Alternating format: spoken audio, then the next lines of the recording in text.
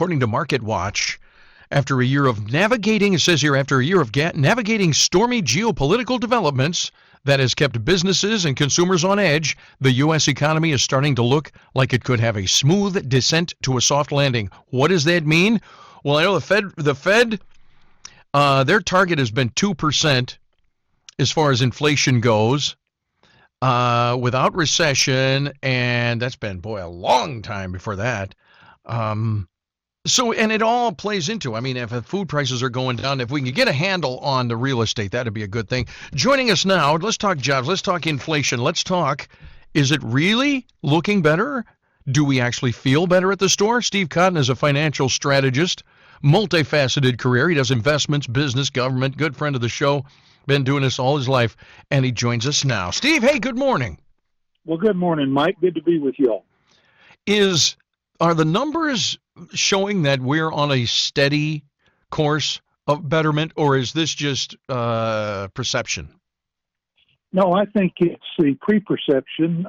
It's ironic, but things are actually better than people think, and that is not unusual at all.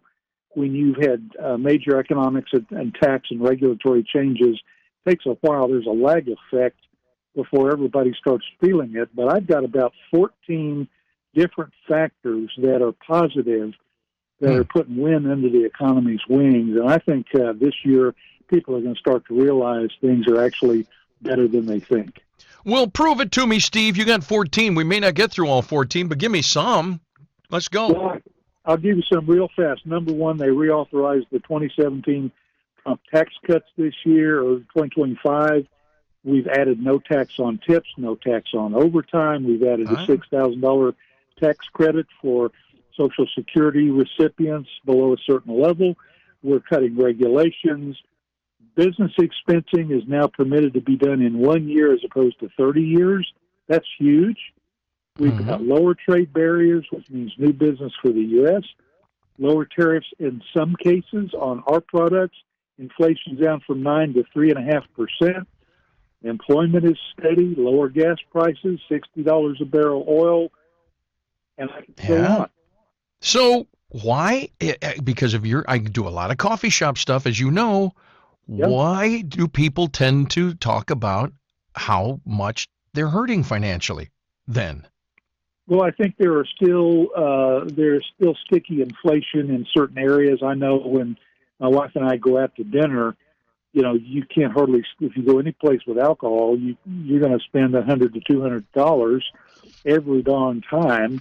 And I think there is still a persistent feeling that not everything is down inflation-wise, and there are cases where that's true. But overall, another factor, Congress just passed a $1 trillion defense budget, first time in history. That has huge ripple effects that go for 10 years. If we could get real estate down, we were talking about this yesterday, a little bit about what makes property so unreachable for a lot of folks. The average first-time home buyer is 40 years old now. If we could get a handle on that, that'd go a long way in changing people's minds, wouldn't it? The problem with real estate is that the country and real estate markets are local, as you know, but everybody has underinvested in infrastructure. We are behind the curve in providing adequate housing for everybody. It's a market-to-market thing, but the limitation of available housing is what is holding up real estate prices more than anything. We've had high inflation, high mortgage rates. Those have started to come down a little bit, not as fast as people would like, but the real problem is we have not invested in infrastructure over the last 20, 30 years. Yeah. And why is that? Because there's always been enough houses out there? I'm not sure the reason why that is.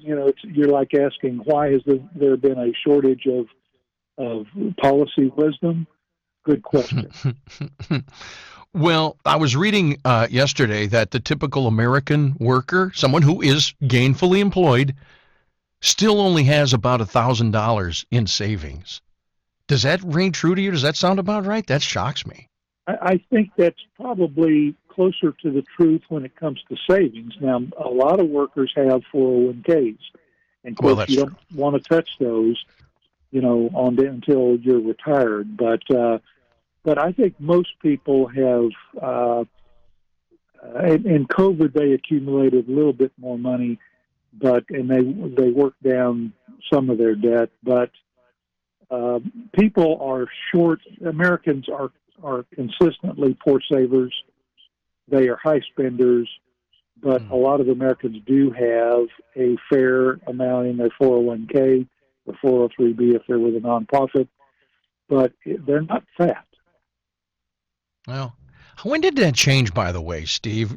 When did it become that we're not good savers? Because my folks were, and everybody I knew growing up saved money, and I was always, whenever I got any money, mowing the lawn or whatever, Dad would take me right to the bank, and, certain amount went into my quote-unquote savings, and he always said these words, pay yourself first. How come, when did we drop that ball? Was it my generation? Your dad was very wise, and that generation was smart about that.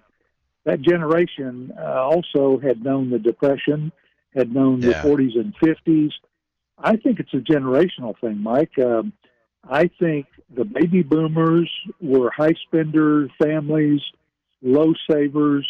I think the generations subsequent to that have been similar. We have a consumer culture. We don't have a culture that puts a premium on savings and paying yourself first. But as a financial advisor, as a professional, that's what I always counsel my clients to do. And we start with an emergency cash reserve. Yeah, it rings into my head every time I'm at a bank, my bank.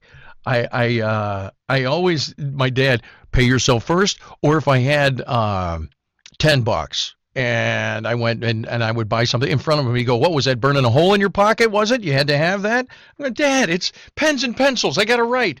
Couldn't you get one? We have some at home, I mean, stuff like that. Oh, man. And to this day, though, I'll tell you what, Steve, I don't throw anything away. I do a whole thing called Cheapskate Dad, where, I'll take a lawnmower apart before I throw it out. I'll use the handlebars for bike racks. I don't know. It's just me. Steve Cotton. You must have been born during the Depression. Yeah, well, you know what? My wife says I'm an old soul. She says, hey, you're just like an old fogey, even without being an old fogey. Thanks, hon. Appreciate that. Steve Cotton, economist. Hey, so overall, give us the good. Things are looking up, and hang in there, and it'll feel like they're looking up, right? We have a huge pipeline of positive developments coming along, and people are going to see it in 2026. I love it. Steve Cotton, thanks a lot. Hey, let's stay in touch on this, and next time, coffee's on you, okay? All right, buddy. Thank you.